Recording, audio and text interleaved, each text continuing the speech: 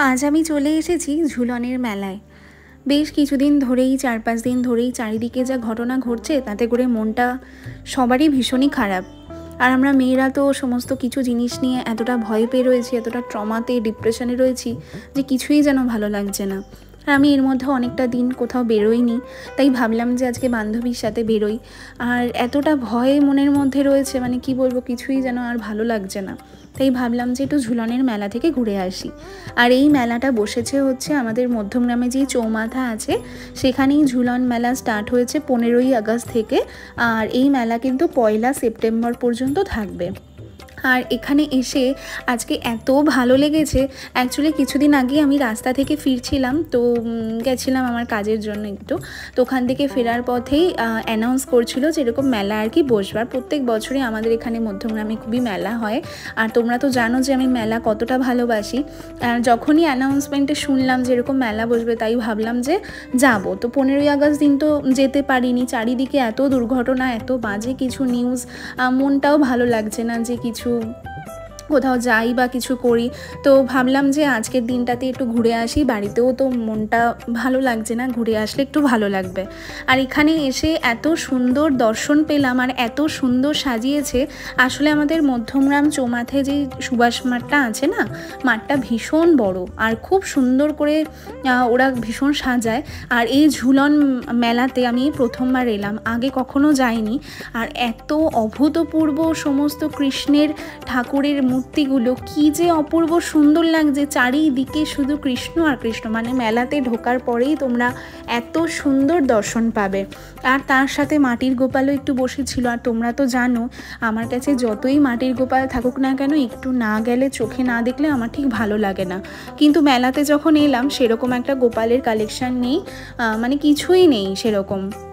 বলছে যে না এইবারে সেরকম আসেনি। আমি বুঝলাম না ঝুলনের মেলাতে কেন মাটির গোপাল আনেনি, কোনো কালেকশানই সেরকম নেই।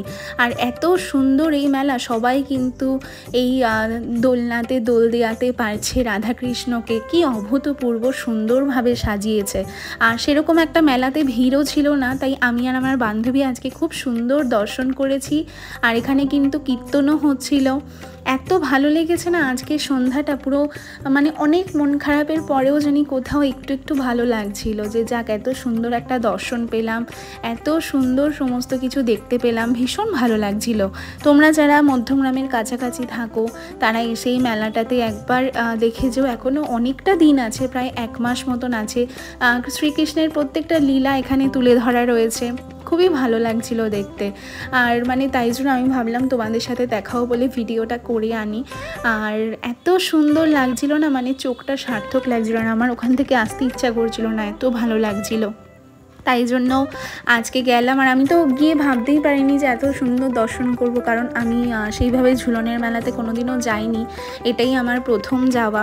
তো ভীষণ ভালো লেগেছে। আর তার মধ্যে শরীরটাও ভালো নেই, মনটাও ভালো নেই, কিছুই ভালো লাগছে না। আর এই দেখো এখানে শ্রীকৃষ্ণের মানে শ্রীকৃষ্ণকে উদ্দেশ্য করে কীর্তন করা হচ্ছে এখানে। মোটামুটি খুব একটা লোকজন সেরকম ছিল না, অল্প কয়েকজনই লোকজন আর কি ছিল। আর চারিদিকে অনেক দোকানপাট বসেছে, কিন্তু সমস্ত কিছু এখনো অবধি খুলে পারেনি। আর মেলাতে সেরকম একটা ভিড়ও ছিল না, হয়তো এখন 1-2 দিন হয়েছে বলে তাই জন্য হয়তো সেরকম একটা ভিড় ছিল না। তো মেন বেসিক্যালি আমার আশা হচ্ছে যে এরকম ঝুলনে কিভাবে কি সাজায় আর কি, এটা দেখার জন্য আর মাটির গোপালের জন্যই। আর ছোটোবেলা থেকেই না ঝুলন খুব সুন্দর করে সাজাতাম, মাটির পুতুল সমস্ত কিছু দিয়ে। এখন তো বড় হয়ে গেছি, এখন শুধু গোপালকে সুন্দর করে সাজিয়ে সেবা দিই, অভিষেক করাই, এইভাবেই আর কি কাটাই। আর আজকে ওখান থেকে তারপরে চৌমাথার মেলা থেকে চলে গিয়েছিলাম হচ্ছে একটু কালীবাড়ি মন্দিরের দর্শনে। মন্দিরেও ভাবলাম যে কিভাবে সাজিয়েছে রাধাকৃষ্ণকে দর্শন করব। আমাদের মধ্যমগ্রামের কালীবাড়ি মন্দিরও কিন্তু ভীষণ ফেমাস একটা মন্দির, তাই আমি এখানে আজকে চলে এসেছি। ভীষণ ভালো লাগে। সন্ধেবেলা এখানে কিন্তু 6টা থেকে পাঠ হয়। গীতা পাঠ হয়, রাধাকৃষ্ণের মন্দিরে খুব ভিড় ছিল, তাই আশেপাশের সমস্ত মন্দির তোমাদেরকে ঘুরিয়ে ঘুরিয়ে দেখালাম। আমার এই কালীবাড়ি মন্দিরে কিন্তু আসতে ভীষণ ভালো লাগে। আর এই যে রাধাকৃষ্ণের দর্শন করো তোমরা, ভেতরে ঢুকতে পারিনি কারণ প্রচুর মানুষ ওখানে পাঠ শুনছিলেন, তো খুব শান্তি লাগে। মন্দির জায়গাটাই এমন একটা জায়গা যে ভীষণ শান্তি লাগে, আর আমি তো এসব ভীষণ পছন্দ করি। আমার ঘুরতে যাওয়া মানেই সেটা মন্দিরই হয়, মন্দির দর্শন করার। এই দেখো সবাই পাঠ শুনছিল বসে। আর আজকে হলো ঝুলনের দ্বিতীয় দিন। ফুলের এত দাম বেড়েছে বন্ধুরা, মানে ফুলে হাত দেওয়ার উপায় নেই। গাঁদা ফুলের মালা 50 টাকা 60 টাকা, জুঁই ফুলের মালা 70-80 হয়ে গেছে। কিসে মানে হাত দেবো জানি না, এত ফুলের দাম। জন্মাষ্টমী আসছে বলে প্রচুর জিনিসের দাম বেড়ে গেছে। তো আজকে সোনা পাপ্পাকে অভিষেক করালাম। আমি ঠিক করেছি এই ঝুলন যাত্রার প্রত্যেক দিনই সব গোপাল সোনাদেরকে অভিষেক করাবো, তাই একজনেরই অভিষেক তোমাদের সাথে শেয়ার করলাম। আর আজকে বড় পাপ্পাকে অভিষেক করিয়েছি, সেই ভিডিওই তোমাদেরকে দেখালাম। আর সামনে জন্মাষ্টমী আসছে, তাও মনে সেরকম কোনো আনন্দ নেই, কিছুই ভালো লাগছে না। চারিদিকে এত দুর্ঘটনার মধ্যে না মনটাই ভালো লাগছে না। তো আজকে মিশুক সোনাকে এইভাবে সাজিয়েছিলাম আর মিষ্টি ভোগ দিয়েছিলাম। আজকে এইভাবেই সেবা দিলাম। রাধে রাধে।